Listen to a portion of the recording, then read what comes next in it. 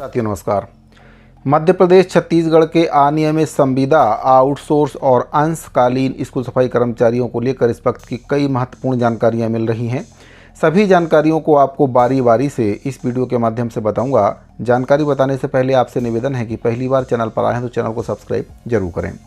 तो साथियों, सबसे पहले अनियमित संविदा और दैनिक वेतनभोगी कर्मचारियों की जानकारी बताने से पहले आपको मैं ये बताना चाहूँगा कि छत्तीसगढ़ के जो अनियमित कर्मचारी हैं, अंशकालीन स्कूल सफाई कर्मचारी हैं और एनएचएम के संविदा स्वास्थ्य कर्मचारी हैं, वे अपनी मांगों को लेकर हड़ताल कर रहे हैं। लेकिन अभी तक शासन स्तर से इनकी मांगों पर कोई भी पहल शासन स्तर से नहीं की गई है। ना ही सरकार का कोई भी प्रतिनिधि इन कर्मचारी संगठनों की हड़ताल पर गया है और ना ही इनका हालचाल पूछा है और ना ही इनकी मांगों को लेकर किसी प्रकार का कोई भी संज्ञान सरकार में बैठे जनप्रतिनिधियों के द्वारा लिया गया है। साथ ही बहुत ही दुर्भाग्यपूर्ण बात है कि जब सरकार में नहीं रहते हैं तब अनियमित कर्मचारी हों चाहे नियमित कर्मचारी हों, उनके मंच पर जाकर बड़े बड़े दावे करते हैं और जब सरकार में आते हैं तो उन्हीं कर्मचारियों की मांगों को दरकिनार कर देते हैं और हड़ताल करने पर ना ही उनकी सुध लेते हैं, ना ही उनके मंच पर जाते हैं। कहीं ना कहीं ये बहुत बड़ा दुर्भाग्य है कर्मचारियों का कि जिस पार्टी का समर्थन कर्मचारी करते हैं वह पार्टी तो जीत जाती है, लेकिन जीतने के बाद कहीं ना कहीं कर्मचारियों की मांगों को पूरा नहीं करती है। तो सबसे पहली मांग इसमें निकलकर सामने आ रही है एनएचएम के संविदा स्वास्थ्य कर्मचारियों की, जिनकी हड़ताल जारी है। 10 सूत्रीय मांगों को लेकर भी हड़ताल कर रहे हैं।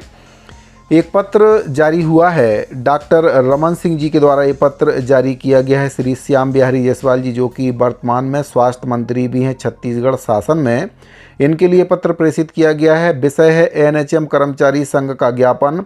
प्रदेश अध्यक्ष और अन्य प्रतिनिधि मंडल छत्तीसगढ़ प्रदेश एनएचएम कर्मचारी संघ पंजीयन क्रमांक बताया गया के द्वारा 10 सूत्रीय मांगों पर ज्ञापन प्रस्तुत किया गया है। अतः प्राप्त आवेदन का परीक्षण कराकर नियमानुसार उचित कार्रवाई के लिए संबंधित को निर्देशित करना चाहेंगे। तो डॉक्टर रमन सिंह जी के द्वारा ये पत्र प्रेषित किया गया माननीय स्वास्थ्य मंत्री जी श्री श्याम बिहारी जायसवाल जी के लिए। साथियों, स्वास्थ्य विभाग एक ऐसा विभाग है जो 24/7 काम करता है। कर्मचारी 24 घंटे काम करते हैं। कोरोना जैसी महामारी में भी कर्मचारियों के द्वारा काफ़ी काम किया गया, अपनी जान जोखिम में डालकर काम किया गया, लेकिन इन कोरोना योद्धाओं की सरकार सुध नहीं ले रही है।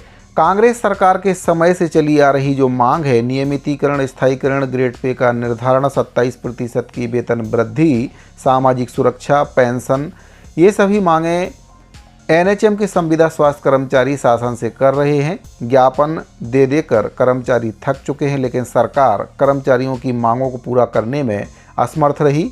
अंत में एनएचएम संविदा स्वास्थ्य कर्मचारियों के द्वारा हड़ताल का निर्णय लिया गया, लेकिन हड़ताल के बाद भी सरकार ने इनकी मांगों पर विचार नहीं किया। कहीं ना कहीं ये बहुत ही अफसोसजनक बात है कि जब सत्ता में नहीं थे तब कर्मचारियों के मंच पर जाते थे, उनसे बड़े बड़े वादे करते थे और अब सत्ता मिलने के बाद उन्हीं कर्मचारियों की मांगों को दरकिनार किया जा रहा है। साथियों, अगर आप भी एक अनियमित संविदा कर्मचारी हैं तो इस पर विचार जरूर कीजिए। अपनी राय को कमेंट बॉक्स में जरूर बताइए। सरकार के प्रति जो आक्रोश कर्मचारियों में है उसको भी आप कमेंट में जरूर बताइए। अगली जो जानकारी प्राप्त हो रही है वह भी आपकी अनियमित कर्मचारियों से संबंधित ही जानकारी है।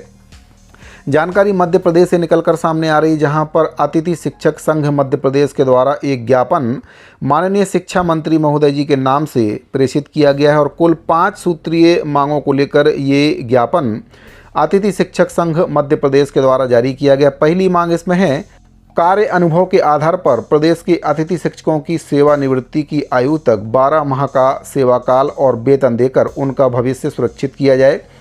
मध्य प्रदेश शिक्षक भर्ती की न्यूनतम अर्हता प्राप्त अतिथि शिक्षकों का भविष्य सुरक्षित किया जाए। महापंचायत की घोषणा के अनुसार पात्रता परीक्षा लेकर अतिथि शिक्षकों को नियमित किया जाए। अतिथि शिक्षकों के लिए समस्त शासकीय अवकाश की पात्रता, जिसमें आकस्मिक, अर्जित, बीमारी, प्रसूति, ये सभी अवकाश शामिल हैं और दुर्घटना और स्वास्थ्य बीमा, सामाजिक सुरक्षा प्रदान करने के साथ ही अतिथि शिक्षक भर्ती में उच्च शिक्षा विभाग के समान फॉल एंड आउट के आदेश जारी किए जाएं। 5वीं और अंतिम मांग इसमें बताई गई है, अतिथि शिक्षक के लिए नवीन रजिस्ट्रेशन और पंजीयन पर पूर्णतः स्थायी रूप से प्रतिबंध किया जाए। अतः श्रीमान जी से करबद्ध निवेदन है कि प्रमुख जायज मांगों पर उदारतापूर्वक विचार करते हुए नीति निर्धारण करके भविष्य सुरक्षित करने की महती कृपा करें। प्रदेश के समस्त अतिथि शिक्षकों के साथ न्याय करने की कृपा करें। अरुण गिरी गोस्वामी प्रदेश महामंत्री हैं, जिनके द्वारा ये पत्र लिखा गया है और सरकार से निवेदन किया गया है कि जो अतिथि शिक्षक हैं उनका भविष्य सुरक्षित करें। जब तक सेवानिवृत्ति की आयु पूरी नहीं हो जाती है तब तक उनको नियमित वेतन दिया जाए और उनका जो भविष्य है सुरक्षित किया जाए। पात्रता परीक्षा लेकर भी उनका भविष्य सुरक्षित किया जा सकता है। महापंचायत में किए गए वादे की याद भी इस पत्र के माध्यम से दिलाई गई है। साथियों, अगली जो जानकारी निकल कर आ रही है वह भी मध्य प्रदेश से है, जहां पर मध्य प्रदेश शासन ऊर्जा विभाग की ओर से एक पत्र जारी किया गया है। प्रबंधक संचालक Madhya Pradesh power generation transmission company limited Jabalpur. इसमें जो विषय है, मध्य प्रदेश अत्यावश्यक सेवा संधारण एवं विच्छिन्नता निवारण अधिनियम 1979 के अंतर्गत ऊर्जा विभाग के अधीनस्थ सभी विद्युत कंपनियों के आउटसोर्स कर्मचारी ठेका श्रमिकों की सेवाएं अत्यावश्यक सेवा घोषित किए जाने बाबत। और इसमें बताया गया है कि विषयांतर्गत मध्य प्रदेश बाहसोत विद्युत कर्मचारी संगठन के ज्ञापन के संदर्भ में गृह विभाग की अधिसूचना क्रमांक इसमें बताया गया है दिनांक 4 अक्टूबर 2021 के द्वारा अधिसूचना जारी होने की तिथि से आगामी 3 माह की अवधि के लिए ऊर्जा विभाग के अधीनस्थ सभी 6 विद्युत कंपनियों के अंतर्गत आउटसोर्स कर्मचारी ठेका श्रमिक की सेवाएं अत्यावश्यक सेवा घोषित की गई हैं। उपरोक्त अधिसूचना के दिनांक 4/10/2021 की प्रति सूचनार्थ और आवश्यक कार्रवाई के लिए संलग्न प्रेषित है। तो इन विभागों में काम करने वाले जो आउटसोर्स कर्मचारी हैं, ठेका श्रमिक हैं, इनकी सेवाओं को अत्यावश्यक सेवा घोषित कर दिया गया है। मध्य प्रदेश शासन ऊर्जा विभाग की ओर से ये आदेश जारी हुआ है। अगली जो जानकारी प्राप्त हो रही वह भी आपकी आउटसोर्स कर्मचारियों से संबंधित जानकारी प्राप्त हो रही है। मध्य प्रदेश के जो आउटसोर्स कर्मचारी हैं, समस्त विभागों में काम करने वाले आउटसोर्स के संबंध में ये जानकारी प्राप्त हुई है, जिसमें आउटसोर्स कर्मचारियों को समय पर मानदेय भुगतान करने को लेकर पत्र जारी हुआ है। पत्र के माध्यम से बताया गया है कि विषयांतर्गत विभाग में कार्यरत आउटसोर्स कर्मचारियों को समय पर मानदेय प्राप्त हो सके, इसके लिए श्रम आयुक्त इंदौर का समस्त विभागों को ईमेल से प्रेषित पत्र दिनांक 10/7/2025 के अंतर्गत वेतन भुगतान अधिनियम 1936 के प्रावधानों का उल्लेख किया गया है, जिसमें उनके द्वारा प्रत्येक आउटसोर्स कर्मचारी को दिनांक माह के 7 तारीख के पूर्व मानदेय भुगतान किया जाना सुनिश्चित किया गया है। अतः आपसे अनुरोध है कि आपके विभाग में काम करने वाले आउटसोर्स कर्मचारियों की उपस्थिति प्रत्येक माह की 28 तारीख के पूर्व प्रदान करना सुनिश्चित करें एवं उपरोक्त कर्मियों के देयकों का भुगतान अविलंब कराना सुनिश्चित करें। चूँकि सेडमैप के आउटसोर्स मैन पावर अनुबंध अनुसार आउटसोर्स कर्मचारियों के ईपीएफ, ईएसआईसी और जीएसटी जैसे वैधानिक दायित्वों की पूर्ति भी प्रत्येक माह की 15 तारीख के पूर्व कराना आवश्यक होता है। अतः आपसे अनुरोध है कि श्रमायुक्त इंदौर के आदेशों की प्रतिपूर्ति हेतु नियत समय पर उपस्थिति में देयकों का भुगतान करने का कष्ट करें। नोडल अधिकारी के द्वारा यह पत्र जारी किया गया है। सेडमैप के जो नोडल अधिकारी हैं उनके द्वारा पत्र प्रेषित किया गया। उद्यमिता विकास केंद्र मध्य प्रदेश सेडमैप की ओर से पत्र जारी किया गया है। तो विभाग में काम करने वाले आउटसोर्स ठेका श्रमिकों के समय पर वेतन भुगतान करने को लेकर आदेश जारी किया गया है। जैसा कि आप सभी जानते हैं कि जो आउटसोर्स कर्मचारी हैं उनको बहुत ही कम मानदेय दिया जाता है और वह भी उनको अगर समय पर ना मिले तो ऐसे में कहीं ना कहीं उनको आर्थिक और मानसिक परेशानियों का सामना करना पड़ता है, जो कि किसी भी प्रकार से सही नहीं है। तो आउटसोर्स कर्मचारियों को लेकर श्रमायुक्त इंदौर से एक बहुत ही महत्वपूर्ण आदेश जारी किया गया है, जिसमें उनको समय पर वेतन देने के लिए निर्देशित किया गया है। तो कंपनियों को भी अब पत्र जारी किया गया है कि उनका जो वेतन देयक है वह समय पर दिया जाए, ताकि उनके भुगतान को समय पर किया जा सके। तो साथियों, अब बात कर लेते हैं अंशकालीन स्कूल सफाई कर्मचारियों के बारे में। जो छत्तीसगढ़ के अंशकालीन स्कूल सफाई कर्मचारी हैं वे भी अपनी मांगों को लेकर अनिश्चितकालीन हड़ताल कर रहे हैं और सरकार के द्वारा जैसा कि उनसे वादा किया गया था घोषणा पत्र में कि सरकार बनते ही 50% की वेतन वृद्धि अंशकालीन स्कूल सफाई कर्मचारियों के वेतन में की जाएगी, जो कि अभी तक नहीं की गई है।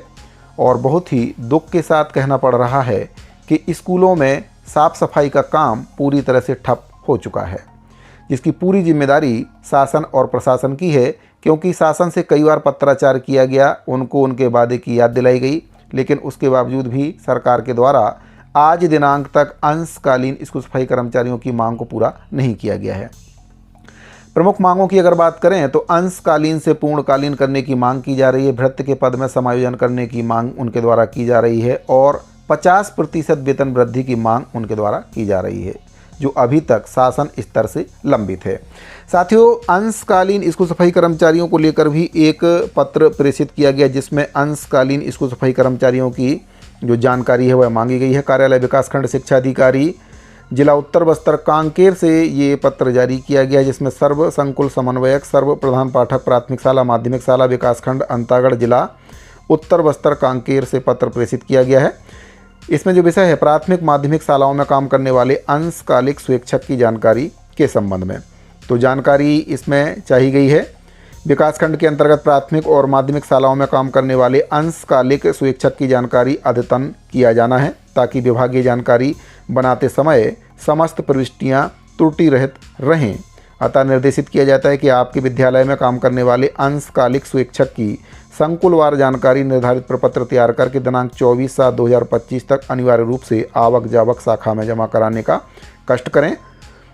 तो ये आदेश जारी किया गया विकासखंड शिक्षा अधिकारी उत्तर बस्तर कांकेर की ओर से, और इसमें एक फॉर्मेट भी दिया गया है जिसमें अंशकालिक स्वेच्छक की जानकारी भर के देना है। संस्था का नाम, स्वेच्छक का नाम, पिता पति का नाम, जाति, जन्मतिथि, प्रथम नियुक्ति तिथि, आधार कार्ड क्रमांक, बैंक खाता क्रमांक, बैंक और शाखा का नाम, IFSC कोड और मोबाइल नंबर इसमें भर के देना है।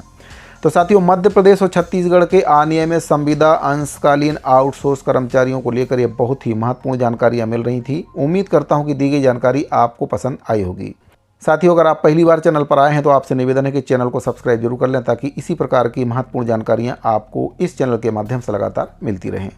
बाकी अगर आपको वीडियो अच्छा लगा हो तो अपने दूसरे साथियों को भी इसको शेयर करें, वीडियो को लाइक करें। मिलते हैं अगले वीडियो में, अभी के लिए दीजिए इजाज़त। धन्यवाद।